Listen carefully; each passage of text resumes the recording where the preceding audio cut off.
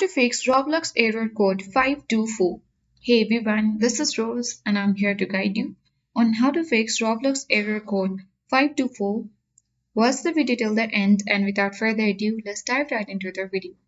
Head towards any browser, click search bar and type in roblox.com. Press enter on your keyboard to access official interface of Roblox. Sign in to your account. Now click Settings icon at top right corner. From the drop-down menu box, select Settings option. From the Settings section, you simply need to click Privacy and Content Maturity section. Under this Privacy and Content Maturity, you simply need to change all the settings. Go ahead and open Content Maturity, and then here you have to change the settings.